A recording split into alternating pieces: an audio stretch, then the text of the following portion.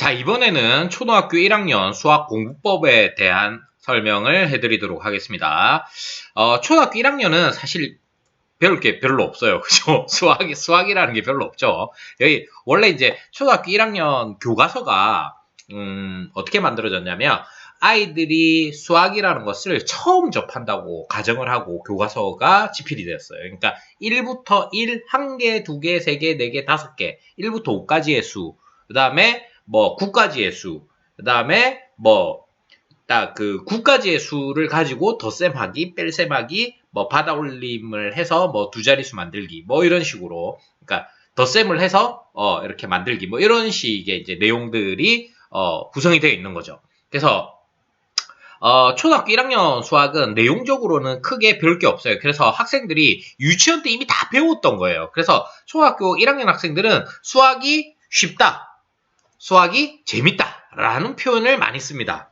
근데 과연 쉽고 재밌을까라고 생각을 하면 그닥 그렇지는 않은 것 같아요. 이게 이 아이들이 착각하는 거죠. 왜냐하면 예전에 다 배웠던 것들을 복습하기 때문에 쉽고, 그다음에 내가 쉽게 다 맞출 수 있기 때문에 재밌다라고, 내가 잘한다고 생각하기 때문에 재밌다라고 생각을 하는 거죠. 그런데 이 시기를 그냥 우리 애는 수학 재밌고 잘한다 하니까 그냥 이렇게 놔두다 보면 구멍이 생기기 시작하는 거예요. 구멍이 생기기 시작하는데 어떤 부분에서 구멍이 생기는지 이런 것들을 잘 살펴서 그런 거를 채워주는 게 1학년 수학 공부의 핵심이다라고 얘기를 할 수 있습니다. 자, 1학년에서 아이들이 가장 어려워하는 것은 요겁니다. 문제를 읽는 겁니다. 그러니까 학생들이 보는 문제지의 대부분은 뭐냐? 모양이 있고 그거를 수를 쓰고 그 다음에 그냥 덧셈을 하면 되고 이런 것들이라서 문장으로 되어 있는 문제들이 별로 없어요. 학교에서 보는 문제들은. 그래서 그러니까 아이들이 아직까지 글을 읽지를 잘 못한다고 생각을 하고 문장으로 되어 있지 않는 문제들을 가지고 많이 이제 접하고, 그러니까 조금 빠르게 학교 온 친구들은 오히려 진짜 글자를 잘 못 읽는 친구들도 있어요. 그래서 이 수학 문제는 있잖아요. 국어적인 글 읽기와 완전히 다른 글 읽기입니다. 국어적인 글 읽기는 문장의 전반적인 맥락을 이해하면 돼요. 그래서 구구절절 다 읽을 필요도 없고 대략적인 어떤 맥락, 얘가 슬프구나, 얘가 뭘 했구나, 이런 전체적인 맥락을 이해하면 끝나는데 수학은 그게 아니라는 거예요. 단어 하나하나의 뜻을 다 파악을 해야지만 문제가 해결이 돼요. 그래서 단어 하나 모두 구하라고 한 건지 아니면 어떤 조건에서 구하라고 한 건지, 그래서 문제를 잘 읽고 그것을 분석하고 이해하는 연습이 필요해요. 이게 굉장히 중요한 거고, 그 다음에 모색이라고 하는 건 뭐냐면 요렇게 이해하고 해석해서 이해가 된 문제를 어떻게 해결할 것인지, 식을 쓸 것인지, 그림을 그릴 것인지, 아니면 직접 해볼 것인지, 이런 것들을 해결 방법을 모색하는 훈련. 그래서 초등학교 1학년 때 가장 중요한 것은 수학 문제를 읽는 글 읽기. 그러니까 국어적 글 읽기랑 완전 다르다는 거. 그래서 단어 하나하나 의미까지 제대로 파악하는 글 읽기를 연습하는 이런 것들이 필요합니다.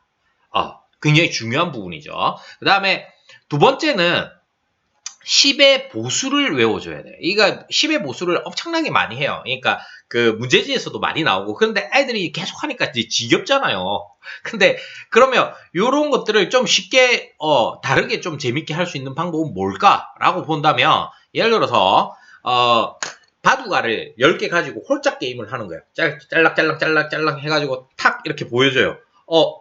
바둑알이 7개 있네? 그럼 요 손에는 몇 개 있을까? 이렇게 찾는 거죠. 이런 식으로, 그러니까, 아이들은 항상 공부를 한다는 것은 아이들은, 관심을 먹고 살고, 같이 어울리는 걸 좋아해요. 그래서, 이렇게 같이 홀짝기, 만약에 이제 10의 보수를 너무 잘한다. 그러면, 개수를 한 13개 정도로 해가지고, 짤랑짤랑 13개면 좀 어려워요. 짤랑짤랑 해가지고, 7개 나왔다. 그럼 이 몇 개지?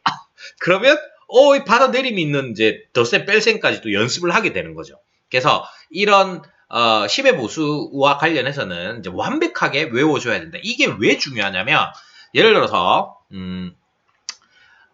만약에 31 빼기 18 요렇게 이제 여기 이제 받아내림 같은 이제 뺄셈을 한다. 아이들이 어려워하는 게 덧셈은 받아 올리면 좀 쉬운데 뺄셈을 어려워하거든요. 근데 요거는 아까 제가 이제 다른 강의에서 여러 번 얘기하지만 뺄셈이라고 하는 건 차예요, 차. 그래서 여기 두 군데다가 똑같은 수를 더해도 차이가 변하지 않아요. 그러니까 나이 차이를 생각하면 돼요. 그러니까 형이랑 동생이랑 나이가 뭐 3년이 지나도 나이 차이는 변하지 않잖아요. 둘 다 3살씩 먹으니까. 그래서 여기에다가 2살을 더해주는 거예요. 2를 더해주고 여기도 2를 더해주는 거예요.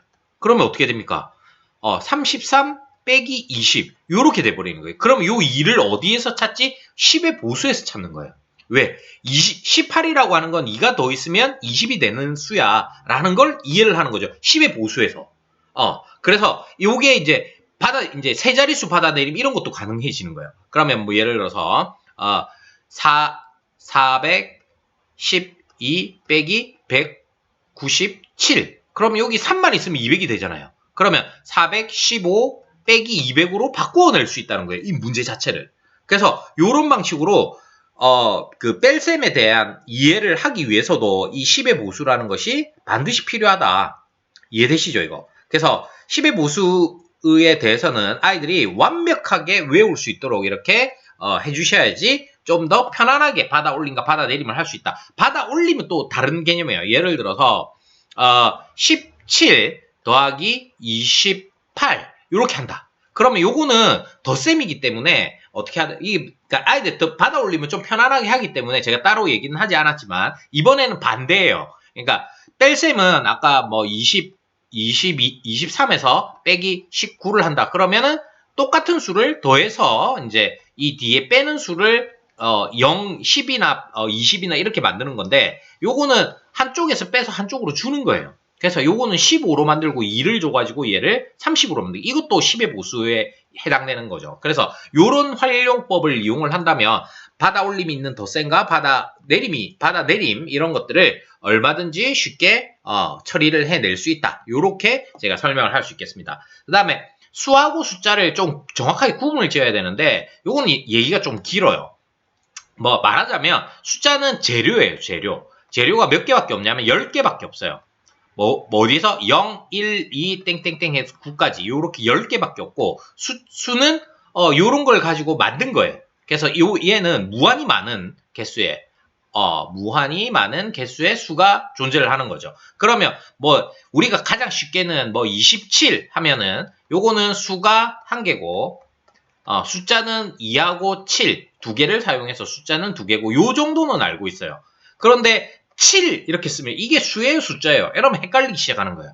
이거는 그러니까 수하고 숫자를 두 자릿수는 수고 한 자릿수는 숫자 이런 식으로 이제 이해를 하게 하지 말고 어떻게 이해를 하게 하냐면 숫자라는 것은 수를 만드는 재료예요, 재료. 그러면 수라고 하는 것은 숫자로 뭔가를 만들었는데 7이라고 썼는데 이 7이 어떤 의미를 가지게 되면 우리 친구들끼리 모였는데 7명이 모였어. 그러면 이거 7은 의미를 가지잖아요. 우리 반 나는 7반이야. 의미를 가지잖아요. 오늘은 7일이야. 지금 7시야. 이런 식으로 단위가 붙게 되면 숫자가 의미를 가지는 수가 되는 거예요. 그래서 수라고 하는 것은 의미를 가진다라는 개념으로 이해를 해주는 게 접근을 하는 게 훨씬 더 좋아요. 그래서 숫자는 재료, 우리 나무를 가지고 여러 개 만들 수 있잖아요. 책상도 만들고 의자도 만들고 뭐 책도 만들고 여러 개 만들 수 있잖아요. 그래서 이 나무라는 것은 재료고 그게 사용이 되는 용도에 따라서 다양한 형태의 용도로 사용이 될 수 있는 것과 마찬가지로 숫자는 재료, 수는 어떤 의미를 가지게 되면 그게 순서가 될 수도 있고 개수가 될 수도 있지만 의미를 가지게 되면 수라고 부를 수 있다라는 거죠. 그 다음에 요거는 이제 내용적인 부분이 이제 요 세 가지는 수학적 내용적인 부분에서 학생들이 좀 어려워하는 이런 부분들이라면 요 첫 번째와 이 마지막 부분은 학생들이 반드시 해줘야 될 그러니까 놓치기 쉽고 쉽게 하기 힘들지만 반드시 해야 되는 과정을 즐기는 태도 이게 뭐냐면 많은 학생들이 수학 공부를 왜 해? 다 맞추려고 공부를 해요. 다 맞추려고 공부를 하면 어떻게 되느냐? 문제가 쉬운 것만 찾는 거예요. 받아 올림이 있으면 내가 헷갈려. 그러면 받아 올림이 없는 것만 하고 싶은 거예요. 왜? 다 맞출 수 있으니까. 자, 뭘 가르쳐 줘야 되냐면 틀려도 괜찮다는 개념을 아이들이 배워야 돼. 그래야지 어려운 문제를 즐겁게 접할 수가 있어요. 어머님들께서 수학시험 보고 가서 너 100점 받았어? 이렇게 물어보지 말라는 거예요. 100점을 맞는다는 건 지 수준에서 쉬운 걸 치면 무조건 100점이죠, 뭐. 근데, 무조건 100점은 아니죠. 뭐 실수를 할 수 있으니까. 그래서 실수를 안 했으면 좋겠어. 막 이렇게 보통들 생각을 하시는데, 학년이 점점 올라가면서는 어려워요. 그러니까 실수를 해서 틀리는 게 아니라, 몰라서 틀리게 되는 상황이 벌어지게 되는 거죠. 그래서, 그러니까 좀 학년이 올라가면서 수학은 점점 어려워지고 이렇게 이제 힘들어질 거잖아요. 그런 것들을 틀리더라도 내가 열심히 했어. 이 과정 자체를 칭찬해주고 이렇게 격려해주는 이런 방식의, 그래서 학생들이 이 틀려도 괜찮다는 자세를 가지고 문제를 대할 수 있도록, 제가 수업 딱 하면 제일 먼저 딱 가르치는 게 틀려도 괜찮아.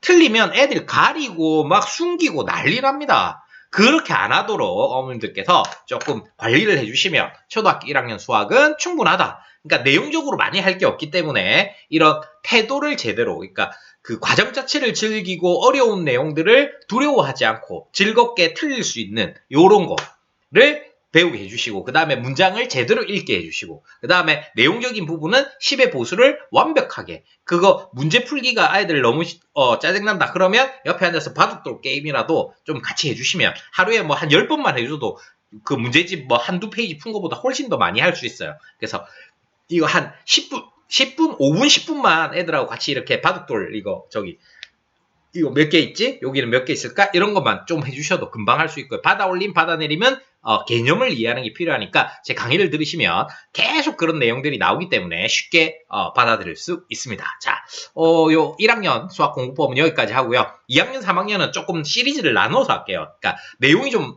이제 점점 수학적 개념이 들어오기 시작하면 해야 될 내용들이 좀 많아지니까, 자, 일단은 1학년 공부법은 요 정도로 마무리하도록 하겠습니다. 들으시라고 수고 많으셨습니다. 감사합니다.